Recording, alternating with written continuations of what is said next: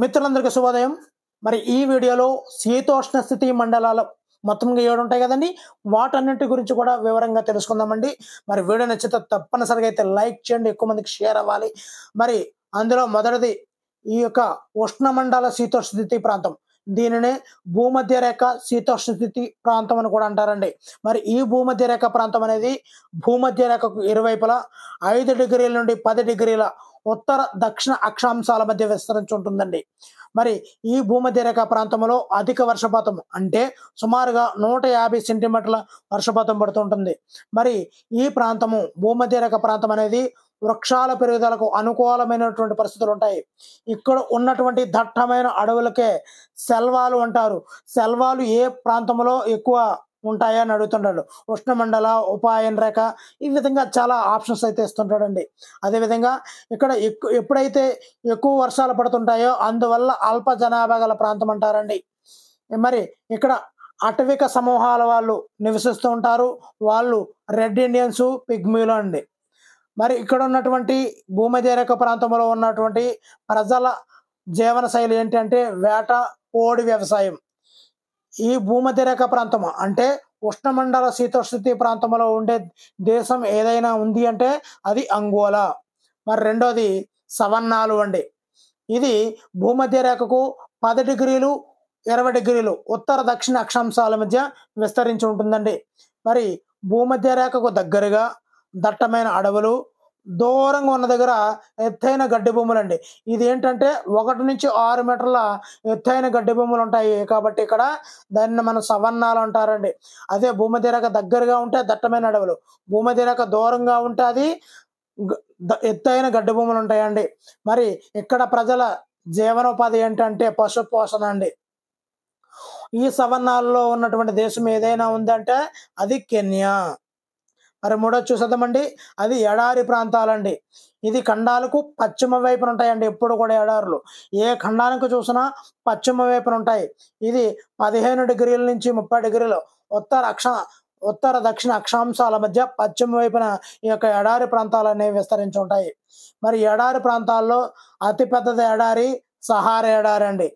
మరి ఈ ఎడారిలో ఉన్నటువంటి ఈ యొక్క వృక్షజాలానికి దట్టమైనటువంటి బెరడు ఉంటుంది, చిన్న ఆకులు ఉంటాయి, ముళ్ళ పొదలు కలిగి ఉంటాయండి. మరి ఇక్కడ ఉన్నటువంటి ఏ విధంగా ఉంటారు అంటే గొర్రెలు, మేకలు, ఒంటెలు, గుర్రాలను పోషిస్తూ వాటి నుంచి వచ్చే పాలు, మాంసం, ఉన్ని కోసం వాటి మీద ఆధారపడి ఈ ఎడారి ప్రాంతాల వాళ్ళు బ్రతుకుతుంటారు. మరి ఇరాన్ దేశం ఈ యొక్క ఎడారి ప్రాంతాల్లో ఉన్న దేశం ఇరాన్ దేశం అండి. నెక్స్ట్ మధ్యధర శీతోష్ణ ప్రాంతం అండి. మరి ఇక్కడ అంటార్కిటికా మినహా అన్ని ఖండాల పశ్చిమ తీరాల్లో ఉండేది మధ్యధర శీతోష్ణ అండి. మరి ఇది ఎలా ఉంటుందంటే వేసవిలో పొడి వాతావరణం ఉంటుంది, శీతాకాలంలో ఒక మాదిరి నుండి అధిక వర్షపాతం ఉంటుందండి ఈ మధ్యధర శీతోష్ణ ప్రాంతంలో. మరి ఇక్కడ ఉన్నటువంటి అరణ్యాలు ఏమిటంటే ఆలివ్, కార్క్ వంటి విశాలపత్ర సతత హరిత అరణ్యాలండి. విశాలపత్ర సతత హరిత అరణ్యాలు. అదేవిధంగా పశుపోషణ, వాణిజ్య వ్యవసాయం అనేది ఆధునిక యంత్రాల ద్వారా చేస్తుంటారండి ఇక్కడ ఈ మధ్యధర శీతోష్ణ ప్రాంతంలో. ఈ ప్రాంతంలో ఉన్నటువంటి దేశం ఏదైనా ఉందంటే అది ఫ్రాన్స్. నెక్స్ట్ ఐదోది స్టెప్పీలు అండి. స్టెప్పీలు మరి ఇది విశాలమైనటువంటి ఖండ అంతర్గత మైదానాల్లో విస్తరించి ఉన్నదే స్టెప్పీలు. మరి అధిక ఉష్ణోగ్రత ఉంటుంది, చలి కలిగినటువంటి అర్ధశుష్క ప్రాంతాలనే మనము స్టెప్పీలను కూడా పిలుస్తారండి. మరి ఈ స్టెప్పీల్లో తక్కువ వర్షపాతం ఉంటుంది, గడ్డి భూములు, చిన్న పొదలు కలిగినటువంటి వృక్షజాలం ఉంటుందండి. విస్తృత వ్యవసాయం అనేది ఇక్కడ అమల్లో ఉందండి. మరి ఈ స్టెప్పీలు ఈ ప్రాంతాల్లో ఉన్న దేశం ఏదైనా ఉందంటే అది ఉక్రెయిన్ అండి.